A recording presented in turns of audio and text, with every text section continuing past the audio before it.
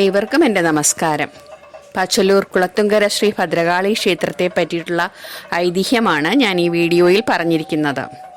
ഇതോടൊപ്പം പച്ചല്ലൂരിലെ ഇന്നലത്തെ കളങ്കാവലിൻ്റെ ചില ദൃശ്യങ്ങളും കാണിച്ചിട്ടുണ്ട്.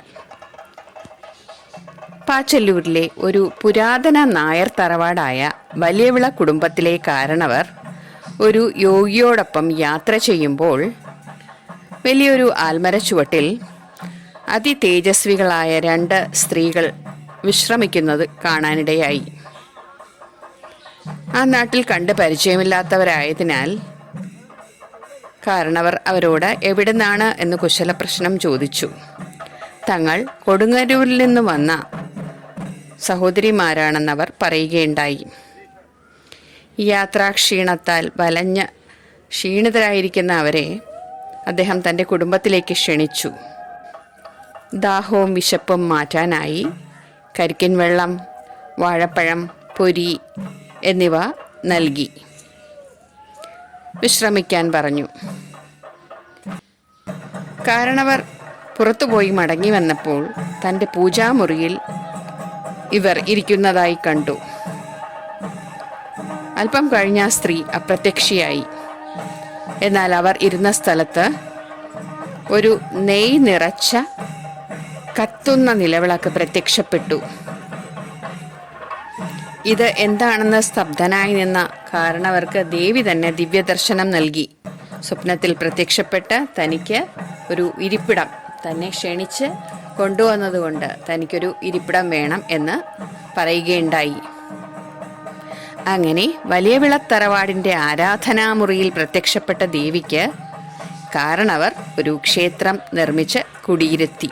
അതാണ് വളർന്ന് പന്തലിച്ച് ഇന്ന് ശ്രീകുളത്തിൻകര ഭദ്രകാളി ക്ഷേത്രമായി മാറിയത്. ഇന്നും ദേവിക്ക് ഏറ്റവും പ്രിയപ്പെട്ട നിവേദ്യങ്ങൾ കരിക്കും മലരും പഴവും തന്നെയാണ്. 14-ാം നൂറ്റാണ്ടിൽ തന്നെ ക്ഷേത്രം ഉണ്ടായിരുന്നതായി പറയപ്പെടുന്നു. അക്കാലത്ത് ആവാടുതുറ എന്ന സ്ഥലത്ത്, അതായത് ഇന്നത്തെ വിഴിഞ്ഞം, അവിടെ ജീവിച്ചിരുന്ന കവി അയ്യപ്പിള്ളെ ആശാൻ ഈ ക്ഷേത്രത്തെ പറ്റി രേഖപ്പെടുത്തിയതായി കാണുന്നു. അമ്മ കൊടുങ്ങല്ലൂരിൽ നിന്നും വന്നതായതുകൊണ്ട് കണ്ണകി ചരിതമാണ് ഭദ്രകാളി പാട്ടായി ഇവിടെ ആലപിക്കുന്നത്. അമ്മയുടെ കൂടെ ഉണ്ടായിരുന്ന ജ്യേഷ്ഠത്തിക്കായി ഇലങ്കം എന്ന് പറയുന്ന ഒരു ക്ഷേത്രവും അവിടെയുണ്ട് തൊട്ടടുത്തായി. അനിയത്തിയാണ് ഭദ്രകാളി എന്ന സങ്കല്പം. വലിയവിള കുടുംബാംഗമാണ് എൻ്റെയും അപ്പൂപ്പൻ. ഇന്ന് ക്ഷേത്രഭരണം NSS ആണ് നടത്തുന്നത്. ഉത്സവം ഈ നാട്ടുകാരുടെ ഒരു വികാരമാണ്. സന്താന വരദായിനിയായ ദേവിയുടെ ഒരു പ്രധാന വഴിപാടാണ് നേർച്ചത്തൂക്കം. അനപത്യ ദുഃഖത്താൽ വിഷമമനുഭവിക്കുന്ന ദമ്പതികൾക്ക് കുഞ്ഞിക്കാലടികൾ കാണാൻ അമ്മയെ പ്രാർത്ഥിച്ചാൽ മാത്രം മതി എന്നാണ് വിശ്വാസം. വർഷം തോറും കൂടി വരുന്ന നേർച്ചത്തൂക്കങ്ങളുടെ എണ്ണം ഇതിന് ഒരു ഉത്തമ ദൃഷ്ടാന്തമാണ്. ഈ ആചാരം അന്ധവിശ്വാസമാണെന്ന് പറയുന്ന നിരീശ്വരവാദികളോടും ഒരു വാക്ക്. വിശ്വാസത്തിന് യാതൊരു അളവുകോലും ആരും നിശ്ചയിച്ചിട്ടില്ല. എല്ലാ മനുഷ്യരും പല പല വിശ്വാസങ്ങളിലാണ് മുന്നോട്ട് ജീവിതം നയിക്കുന്നത്. എന്നാൽ ഉറച്ചു വിശ്വസിക്കുന്ന ഭക്തന്മാർക്ക് അതുകൊണ്ട് നന്മ കിട്ടുകയും മറ്റുള്ളവർക്ക് ആ വിശ്വാസം കൊണ്ട് യാതൊരു ബുദ്ധിമുട്ട് ഉണ്ടാകാതിരിക്കുന്നിടത്തോളം കാലം വിശ്വാസികളെ അവരുടെ വഴിക്ക് വിടുക. അവർ നിഷ്കളങ്കരായ ഭക്തന്മാരാണ്. ഈ ക്ഷേത്രത്തിന് മുടുപ്പുര എന്നാണ് പറയുക. മുടി എന്നാൽ ദേവിയുടെ കിരീടം എന്നാണ് അർത്ഥം. ആ കിരീടം ചൂടി എഴുന്നള്ളിക്കുന്നതിനെയാണ് കളങ്കാവൽ എന്ന് നാം പറയുക. ആ കിരീടം ചൂടിക്കഴിഞ്ഞാൽ പൂജാരിക്ക് ദേവിയുടെ പ്രതിരൂപമാണ്. എല്ലാ വർഷവും അമ്മ തൻ്റെ മക്കളെ കാണാനായി, അനുഗ്രഹം വർഷിക്കാനായി എഴുന്നള്ളുന്നു. ക്ഷേത്രഭരണം NSS ആണെങ്കിലും ജാതിഭേദമന്യേ അമ്മയുടെ ചടങ്ങുകൾക്ക് എല്ലാ ജാതിക്കാർക്കും സ്ഥാനമുണ്ട്. ക്ഷേത്രപ്രവേശന വിളംബരം നടക്കുന്നതിന് നൂറ്റാണ്ടുകൾക്ക് മുമ്പ് തന്നെ നമ്മുടെ മുടിപ്പുരയിൽ ഐത്തം എന്നൊരു സങ്കല്പം തന്നെയില്ല. അവിടുത്തെ പ്രധാന പൂജാരി കൊല്ലനാണ്. കൊല്ലൻ എന്ന് വെച്ചാൽ ബ്ലാക്ക് സ്മിത്ത് സമുദായത്തിൽപ്പെട്ട ആൾ. തൂക്കവില്ലിനുള്ള വടം ഈഴവ സമുദായത്തിൽ നിന്നും കൊണ്ടുവരുന്നു. കച്ച, തൂക്കവില്ലിൽ കെട്ടാനുള്ള കച്ച മണ്ണാർ സമുദായത്തിൽ നിന്നും കൊണ്ടുവരുന്നു. തൂക്കവില്ല് ഘടിപ്പിക്കുന്നത് ആശാരിമാരാണ്. ചണം കൊണ്ടുവരുന്നത് അരയന്മാർ.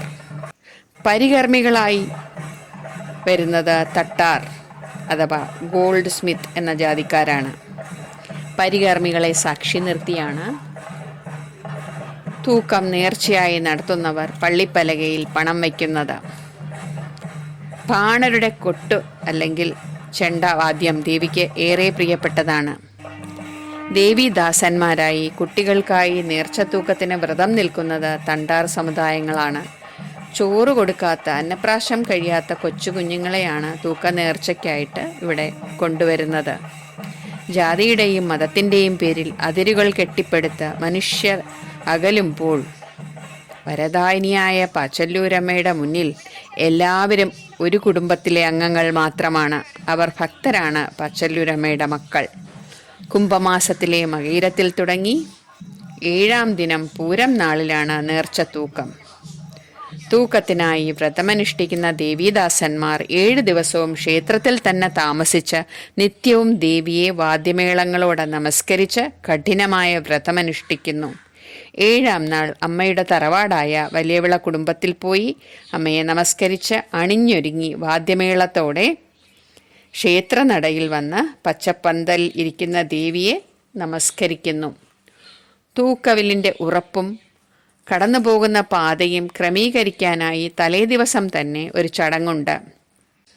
തച്ചന്മാർ തൂക്കവില്ല് ഘടിപ്പിച്ചു കഴിഞ്ഞാൽ വണ്ടിയോട്ടം എന്ന് പറയുന്ന ഈ ചടങ്ങിൻ്റെ ദിവസം വൈകുന്നേരം ഇവർ ഇതിൽ 3 തവണ ദേവിയെ വലം വയ്ക്കും. ഏറ്റവും ഉയരം കൂടിയ തൂക്കവില്ലാണ് പാച്ചല്ലൂർ മുടിപ്പുരയിലുള്ളത്. കച്ച വില്ലിൽ കെട്ടി അത് ദേവീദാസന്മാരുമായി ഉറപ്പിച്ചു ബന്ധിക്കുന്നു. അത് കഴിഞ്ഞാൽ കുഞ്ഞിനെ പിതാവ് അദ്ദേഹത്തിൻ്റെ കയ്യിൽ കൊടുക്കുന്നു. ദേവിയുടെ കയ്യിൽ കൊടുക്കുകയാണ് എന്ന് വിശ്വസിച്ച് വേണം കൊടുക്കാൻ. വില്ല് താഴെ നിന്നും ആകാശത്തേക്ക് ഉയരുമ്പോൾ ദേവീദാസന്മാർ വാത്സല്യപൂർവ്വം കുഞ്ഞിനെ നെഞ്ചിൽ ചേർത്ത് താലോലിക്കുന്നു. പിന്നെ നാട്ടുകാരായ ദേവീഭക്തർ വില്ല് വലിച്ച് 3 തവണ ദേവിയെ പ്രദക്ഷിണം വയ്ക്കുന്നു. തൂക്കത്തിൻ്റെ എണ്ണം കൂടുന്നതുകൊണ്ട് 7-ാം നാൾ വൈകുന്നേരം 4 മണിയോടെ തുടങ്ങുന്ന തൂക്കം പിറ്റേന്ന് രാവിലെ 7-8 മണിയായാലും തീരാറില്ല. അത്ര അധികം തൂക്കങ്ങളുടെ എണ്ണമുണ്ട് ഓരോ വർഷവും. ഞങ്ങളുടെ വീട്ടിൽ എനിക്ക്, എൻ്റെ സഹോദരന്, ഞങ്ങളുടെ മക്കൾക്കൊക്കെ ഈ നേർച്ചയുണ്ടായിരുന്നു. 58 വർഷം മുമ്പ് അമ്മയെ ആകാശത്തുകൂടി വലം വയ്ക്കാനുണ്ടായ ആ ഭാഗ്യം തന്നെയാണ് ഏത് കഷ്ടകാലത്തെയും അതിജീവിക്കാൻ ഇന്നും ധൈര്യപൂർവം മുന്നോട്ടു പോകാൻ ഒരു ധൈര്യം തരുന്നത്. അങ്ങനെ വിശ്വസിക്കാനാണ് ഒരു എളിയ ഭക്തിയായ എനിക്കിഷ്ടം. തൂക്ക നേർച്ചയുമായി ബന്ധപ്പെട്ട് ഒരു ഐതിഹ്യമുണ്ട്. അതുകൂടി പറയണമെങ്കിൽ മറ്റൊരു വീഡിയോ ചെയ്യേണ്ടിയിരിക്കുന്നു. ഈ വീഡിയോ അമ്മയുടെ പാതാരവിന്ദങ്ങൾ സമർപ്പിക്കുന്നു. തെറ്റുകുറ്റങ്ങളുണ്ടെങ്കിൽ ക്ഷമിക്കണം എന്നപേക്ഷിക്കുന്നു. നന്ദി, നമസ്കാരം.